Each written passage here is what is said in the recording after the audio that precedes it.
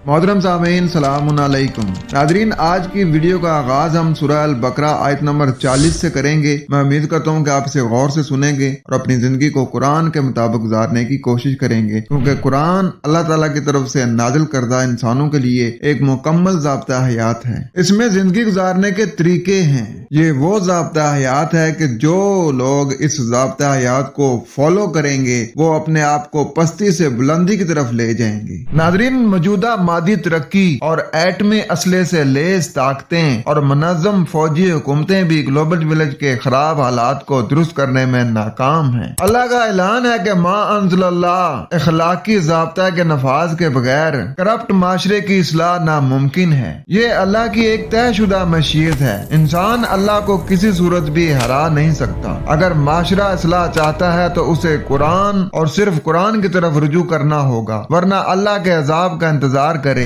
ये बुराइयां फर्द या एक कौम की तबाही नहीं बल्कि पूरे इंसानी माशरे की तबाही का पेश खैमा है। ये कुरानी इंजार है। क्या ये जानने के बाद भी अल्लाह की नाफरमानी से नहीं बचोगे?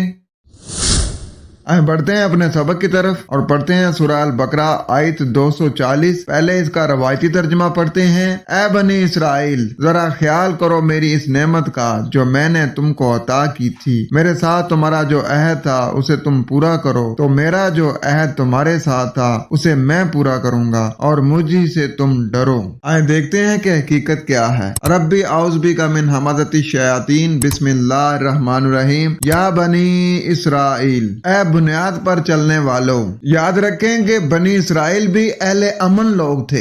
जो अल्लाह ताला की तरफ से हदायत उन तक पहुंची थी वो उसी को फॉलो करने वाले थे, लेकिन मजहब के पीछे लग के उनमें मुख्तलिफ फिरके बन गए थे। जिस तरीके से आज हम अपने आप को मुसलमान कहते हैं, लेकिन मजहबों के पीछे लग के हमारे अंदर भी बहुत सारे फिरके बन गए हैं। हालांकि इस चीज का सबको पता है कि कुरान में फरमाया जा रहा है कि वातसिमु बिहब्लिल्लाह जमीअन वला तफर्रकू, कि अल्लाह की रस्सी को मजबूती से पकड़ लो और उसमें फर्क ना करो, फिरके ना डालो। पता है सबको, लेकिन उसके बावजूद भी ये उम्मत मुख्तलिफ फिरकों में बटी हुई है। तो इसी तरीके से ये जो बुनियाद पर चलने वाले थे ना, ये भी अपने मजहबी पेशवा के पीछे लाके मुख्तलिफ फिरकों में बट गए थे। अज़कुरू नेमतिया, याद दहानी लो मेरी नेमत से। अल्लाह थी वो जो के अनअमतु अलैकुम, जो मैंने इनाम किया तुम पर। अब अल्लाह ने क्या नेमत की है? अल्लाह ताला की तरफ से जो किताब आई है ना इंसानों के लिए, हदायत की जो किताब है वो नेमत है। वऊफू बिअहदी, और मुकम्मल करो जिम्मेदारी को।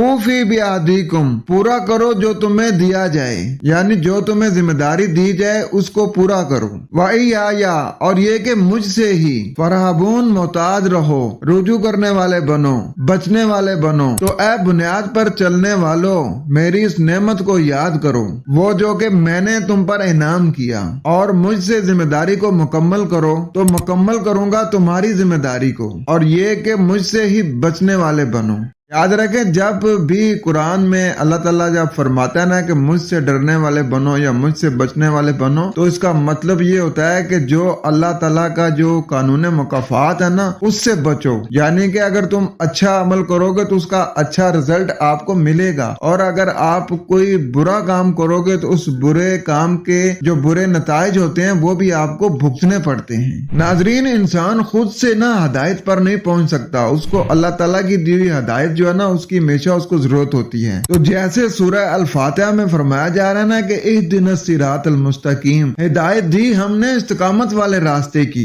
अब हमारा काम है कि जो अल्लाह ताला ने हिदायत दी है ना उसको लें और उसके मुताबिक अपनी जिंदगी गुजारें। अब हमने ये जिम्मेदारी ली है और ये हमें जो ओहदा मिला है कि हमने इसी को फॉलो करना है, तो जब हम इसको फॉलो करेंगे तो उसका नतीजा ये होगा कि हम इस दुनिया में भी कामयाब होंगे और आखिरत में भी कामयाब होंगे। ये ऐसे ही है ना कि जैसे आप किसी मुल्क में जाते हैं तो अगर उस मुल्क के जो कवानीन है उनको आप अच्छी तरीके से फॉलो करते हैं तो फिर उस मुल्क की तरफ से आपको आसानियां फराम होती हैं, सुलहात फराम होती हैं। और अगर आप उसी मुल्क के किसी भी कानून की कोई वायलेशन करेंगे तो फिर उस मुल्क की तरफ से आपको सजा भी मिलेगी। यहाँ भी यही बात हो रही है कि अगर हम अल्लाह ताला की जो दी हुई जो हदायत है, जो कवानीन है दिए हुए ہوئے ان کو ہم فالو کریں گے تو ہمیں انعام و کرام ملیں گے، اور اگر ہم اللہ تعالیٰ کے جو دیے ہوئے قوانین ہیں ان کی وائلیشن کریں گے تو پھر ہمیں سزا بھی ملے گی۔